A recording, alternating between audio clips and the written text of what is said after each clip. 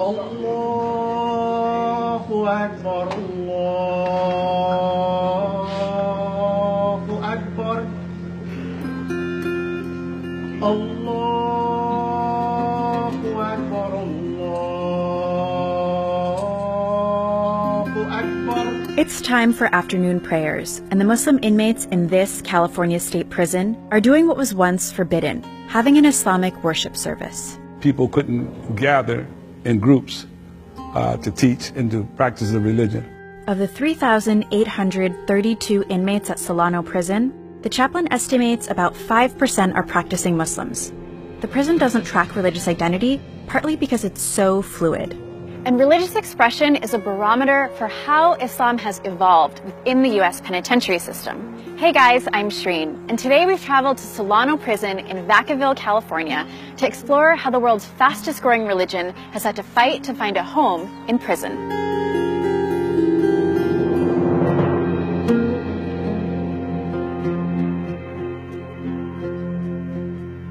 When I became Muslim, I was given a set of principles. Do this, don't do that. When in doubt, don't. That's Jesse Burleson, who people here know as Hassani. He's been in prison for 31 years. Hassani is one of the practicing Muslims at Solano Prison, and they're part of the millions of people behind bars in the U.S. In fact, the United States has the largest prison population in the world. The more than 2.3 million people it had incarcerated by the end of 2017 were more than any other developed nation. That number includes inmates at federal, state, and county prisons, and it's growing. In a place where your housing, meals, and recreation time is highly constrained by rules, finding a way to practice your faith can be difficult. These inmates have figured out a way to infuse their faith into their sentences.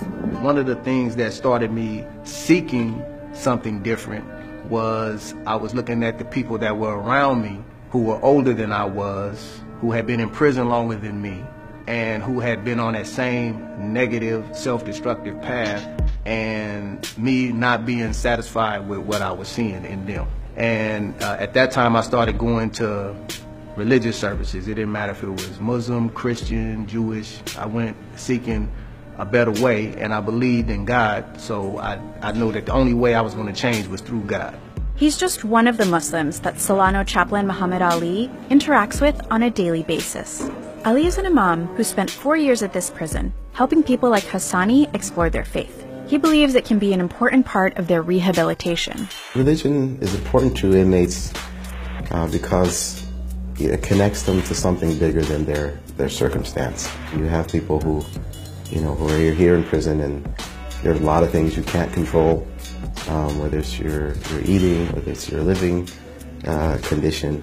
It really helps human beings feel a sense of connectedness to something beyond what's right in front of them. But Islam's journey in penitentiaries has been complicated by prison culture and legal challenges. Though nationally, Muslims make up 1% of the U.S. population, that number is expected to double by 2050. Some of that growth specifically comes from inmates converting to Islam behind bars. Islam is known for having a particularly strong presence in prisons. In fact, more people convert to Islam per capita than any other religion. Nationwide, Muslims make up 10 to 15% of prisoners. Ali even said he has 1 to 2 inmates convert to Islam monthly, though that's not his goal.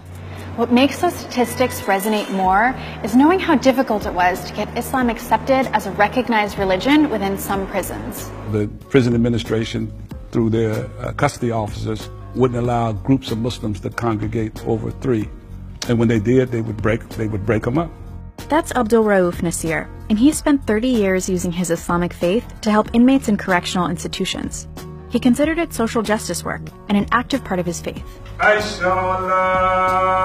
Back when he started in the 1970s, he says the prison system was full of subtle discrimination against Muslims. Some Muslim inmates at this prison sued in 1996 for greater access to religious services. Their demands included hiring a full-time Muslim chaplain and the ability to attend Friday prayers without penalties like demerits for leaving work.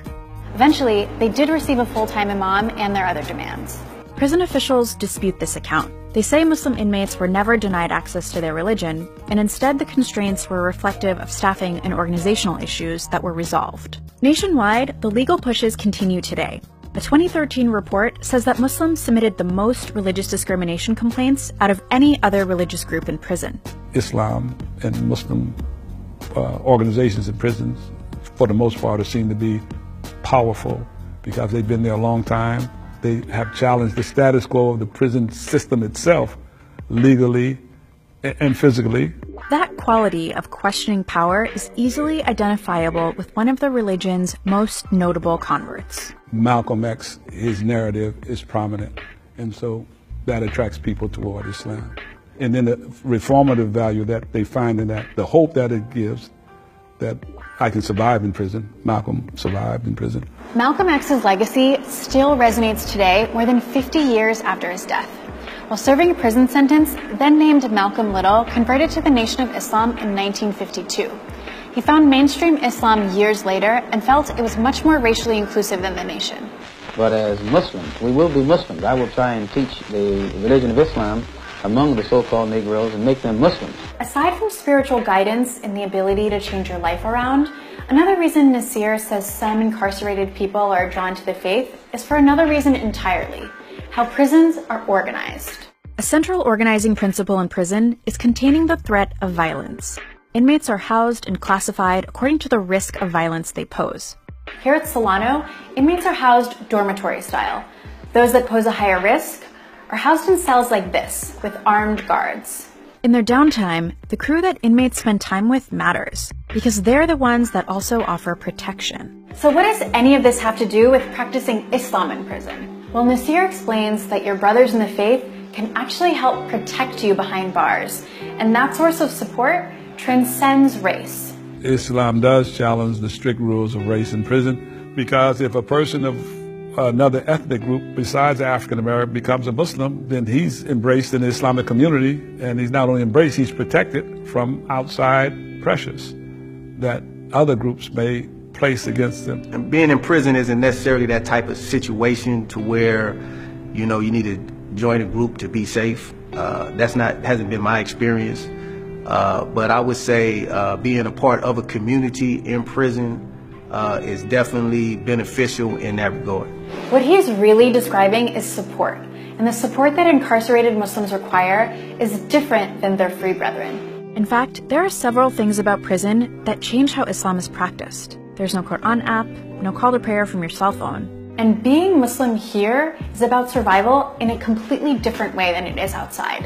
It does afford some opportunity for inmates to think about their rehabilitation, think about meaning in life, think about who they want to be as a person while here or when leaving here. Just because religion might help some people survive prison doesn't mean they'll continue the practice after release. Nasir's seen people let go of the faith when they get out. But Hassani, who's just days from release, has his sights set on making Islam's most important journey for Muslims, the pilgrimage called Hajj. So I think for me that making the Hajj as one of my goals, primary goals, if I keep that as a primary goal, that I will be successful in not only staying on the path, but doing everything that I need to do in order to get off parole, save some money, and make the Hajj. I learned so much about incarceration in this story. If you want to learn more, check out Ear Hustle, the podcast out of San Quentin Prison. Don't forget to follow and come back next Sunday for our next story.